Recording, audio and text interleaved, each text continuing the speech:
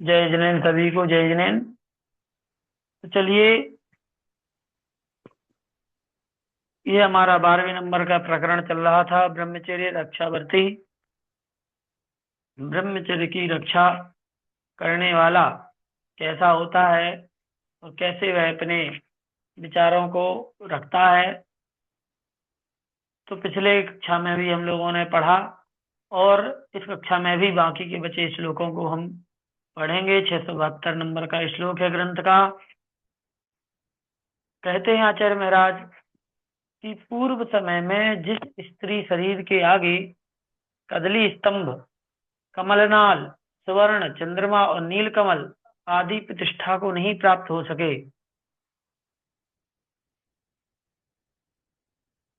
वह शरीर जब दैववश मरण अवस्था को प्राप्त होने पर सुनसान में फेंक दिया जाता है और पक्षी उसे इधर उधर नोच कर क्षत विक्षत कर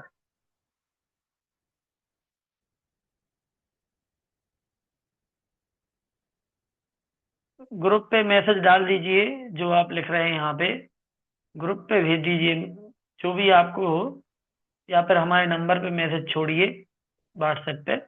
ठीक है, यहाँ तो हम भूल जाते हैं क्लास के बाद, ध्यान नहीं रहता। तो कह रहे हैं कि दैवत मरण अवस्था को प्राप्त होने पर संसार में फेंक दिया जाता है और पक्षी उसे उधर नोचकर छत विक्षत कर डालते हैं। तब ऐसी अवस्था में उसे देखकर भय को प्राप्त हुए लोग नाक को बंद करके शीघ्र ही छोड़ देते हैं।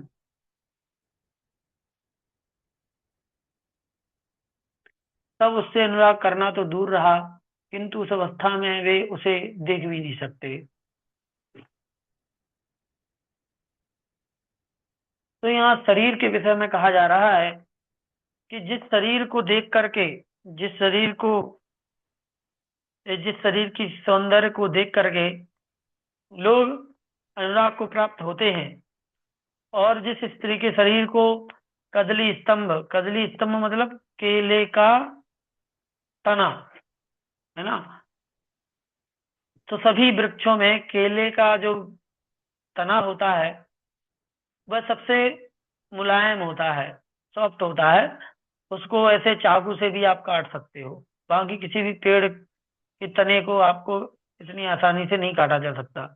तो ये मुलायमता जो है ना, वो यहाँ पर बताया गया है कि इसलिए साहित्य में अक्सर स्त्री के शरीर की तुलनाएं करने के लिए इन्हीं उपमानों का प्रयोग किया जाता है। कभी कदली स्तंभ का, कभी कमल नाल का, कभी स्वर्ण की तरह, मतलब इसकी चमक की तरह, है ना, और चंद्रमा का और नील कमल। तो इनसे के साथ संगति बिठाई जाती है साहित्य ग्रंथों में, महाकाव्यों में। तो यहाँ पर बताया जा रहा है कि जिस स्त्री के शरीर के आगे ये सब चीजें प्रतिष्ठा को प्राप्त नहीं हो सकी, मतलब इनकी जो सुंदरता है वो भी स्त्री के शरीर के आगे कमतर हो गई है। वही शरीर स्त्री का, जब वह स्त्री मरण को प्राप्त हो जाती है, उसके शरीर को यदि शमशान में फेंक दिया जाए और पक्षी उसको नोच नोच करके खा रहे होंगे, तब ऐसी अवस्था में उसे देख करके लोग भय को प्राप्त हो जाते हैं और नाक बंद करके वहां से जल्दी भाग जाते हैं। तो बताओ भाई, ऐसे शरीर से अनुराग करना तो दूर, उस अवस्था में उसे देख भी नहीं सकते लोग। तो ऐसे उस शरीर के प्रति हमारा अनुराग क्यों होना चाहिए, ऐसा आचार्य महाराज का कहना है।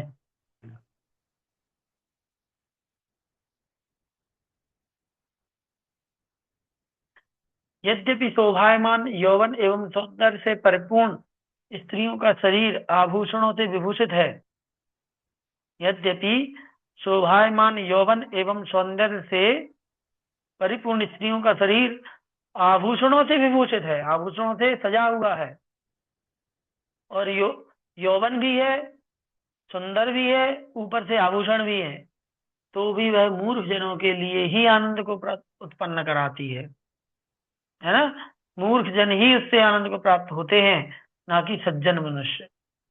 ठीक है, बहुत से बड़े, बहुत से सड़े गले मृत शरीरों से अतिशय व्याप्त शमशान भूमि को पाकर काले कौओं का समुदाय ही संतुष्ट होता है, ना कि राजहंसों का समुदाय। ठीक है। तो सड़ी गली चीजों को देख करके राजहंस खुश नहीं होते, कौए खुश होते हैं, है ना। तो जो कौए होते हैं वो तो वैसे ही गुणहीन माने जाते हैं, है ना। तो भाई जो अपने आप को गुणहीन माने वही इन सभी चीजों से खुश होए, बाकी जो अपने आप को राजहंस माने उसको इन सब चीजों से खुश नहीं होना चाहिए। स्त्रियों के बाल जुओं के घर हैं। बताओ, अब है क्या? स्त्रियों के बाल, सिर के जो बाल होते हैं वो क्या है? जुओं के घर हैं। जुआ, जू जो होते हैं बालों में हो जाते हैं। मस्तक एवं मुख चमड़े से आच्छादित है, सबका ही आच्छादित है। जघन बहते हुए मल का घर है, जो कमर का हिस्सा है मलद्वार है। पैर स्तंभ के समान है, थुनिया जिसे कहते हैं। थुनिया हमारे यहाँ उपयोग होता है, जिसे कहते हैं थुनिया बोलते हैं। स्तंभ जैसे खंबा है, और खंबे लकड़ी का एक बड़ा सा डंडा, जिसमें ऊपर ऐसे वी आकार का बना होता है। मतलब इस प्रकार की दो टहनियां निकली होती हैं, तो उसको यहाँ से काट दिया जाता है, नीचे डंडा है तो नीचे गाड़ दिया, और ऊपर फिर इस प्रकार से ऐसे दूसरे डंडे को रख करके ऐसे बना देते हैं। तो वो थुनिया है, स्तंभ है। ऐसी अवस्था में यह शरीर, स्त्री का शरीर, ये क्या महान पुरुषों के लिए अनुराग का कारण हो सकता है? हैं? अर्थात ये शरीर उन महापुरुषों के लिए, महान पुरुष जो होते हैं उनके लिए अनुराग का कारण तो नहीं होना चाहिए।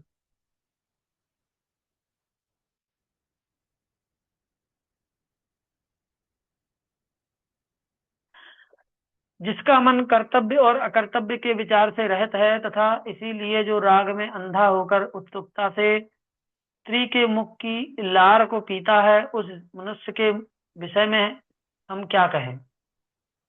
हम्म। जिसका मन क्या कर रहा है? कर्तव्य और अकर्तव्य के विचार से रहित है, क्या करना चाहिए क्या नहीं करना चाहिए, उस विचार से रहित है।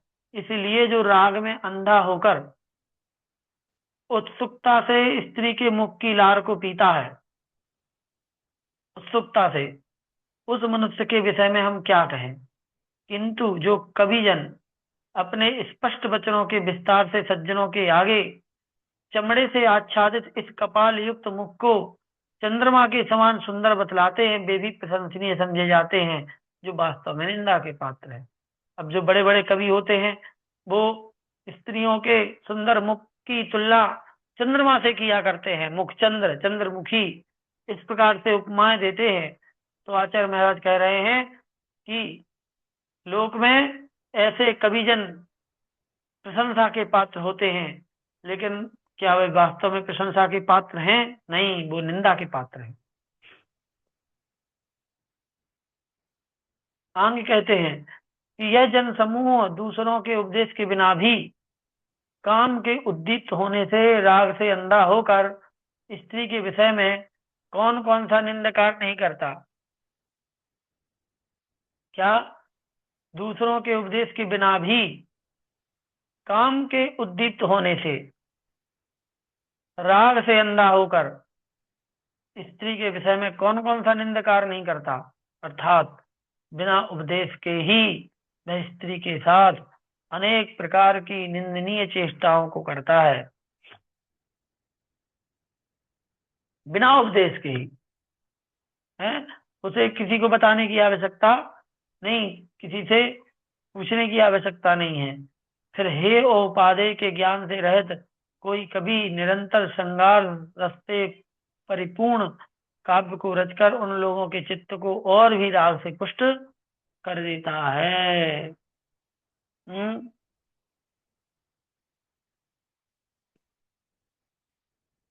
यहाँ पर क्या कहा जा रहा है कि एक कवि होता है, वैसे ही लोगों को स्त्री के साथ राग करने के लिए किसी उपदेश की आवश्यकता नहीं होती है। वो राग में अंधा होकर के हर निंद कार्य करता है, बिना उपदेश के, बिना किसी शिक्षा के।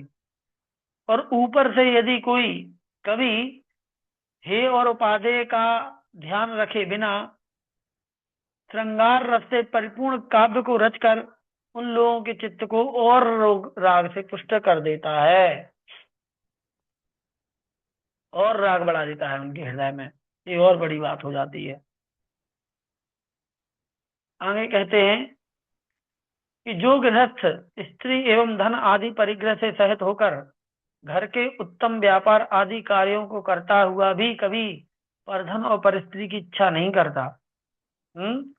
गृहस्थ स्त्री एवं धन आदि परिग्रह से सहित होकर, मतलब परिग्रह भी है, घर भी है, स्त्री भी है, सब है, और घर के उत्तम व्यापार आदि कार्यों को करता है, जो भी व्यापार है, लेकिन कभी परधन और परस्त्री की इच्छा नहीं करता। वह गृहस्थ मनुष्य भी प्रशंसनीय है। फिर जिसके पास सर्वथा ना तो स्त्री है और ना धन ही है, जो रत्नात्रय से विभूषित है, वे मुनि तो देवों के भी देव हैं, मतलब देवों से भी पूज्य होते हैं।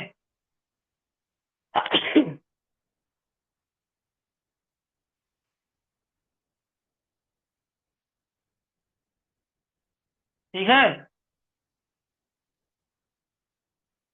फिर भला यहाँ किसके द्वारा नहीं माना जाता, अर्थात सब उसकी सब ही पूजा करते हैं। कौन की? सॉरी, ऐसे मुनिराज जो ना तो स्त्री से उनका कोई मतलब है, ना धन से कोई मतलब है, दोनों को ही त्याग चुके हैं, ऐसे वो मुनिराज किसके द्वारा नहीं पूजे जाते, अर्थात सभी उसकी पूजा ऐसे मुनिराजों की पूजा करते हैं। आगे कहते हैं कि यहाँ स्त्री आदि के बिना जो दुख होता है उसको नष्ट करने के लिए लोग उक्त स्त्री आदि को स्वीकार करते हैं। स्त्री आदि के बिना जो दुख होता है उसको नष्ट करने के लिए स्त्री को स्वीकार करते हैं। मतलब स्त्री के बिना भी एक दुख होता है, इसलिए उस दुख को दूर करने के लोग स्त्री को अपनाते हैं। परंतु उन स्त्री आदि के निमित्त से जो सुख होता है वह वास्तव में पर के अधीन होने से दुखी है। मतलब दूसरे के निमित्त से होने वाला सुख भी दुखी ही है एक टाइप से, है। इसलिए विवेकी जन परिणाम में अहितकारक एवं प्रमाण में अल्प विषय जन्य सुख को छोड़कर तत्वदर्शियों के उस अनुपम सुख को स्वीकार करते हैं जो आत्माधीन नित्य आत्मिक एवं पाप से रहित है। ठीक है, कैसा है? पाप से रहित है। ऐसे आत्मिक जन जो होते हैं वे विषय सुख को छोड़ करके आत्म सुख को, स्वाधीन है जो, पाप रहित है जो, उसको स्वीकार करते हैं, बाकी अन्य सुखों को स्वीकार नहीं करते। जो मनुष्य शोभायमान यौवन की पवित्र शोभा से संपन्न ऐसी स्त्रियों के हृदय में चिरकाल तक निवास करते हैं, वे सौभाग्य आदि गुणों एवं आनंद के स्थानभूत पुण्य से युक्त होते हैं। जो मनुष्य शोभायमान यौवन की पवित्र शोभा से संपन्न ऐसी स्त्रियों के हृदय में चिरकाल तक निवास करते हैं, स्त्रियों के हृदय में रहते हैं, वे सौभाग्य आदि गुणों एवं आनंद के स्थानभूत पुण्य से युक्त होते हैं। अर्थात उन्हें, जिन्हें उत्तम स्त्रियां चाहती हैं, वे पुण्यात्मा पुरुष है।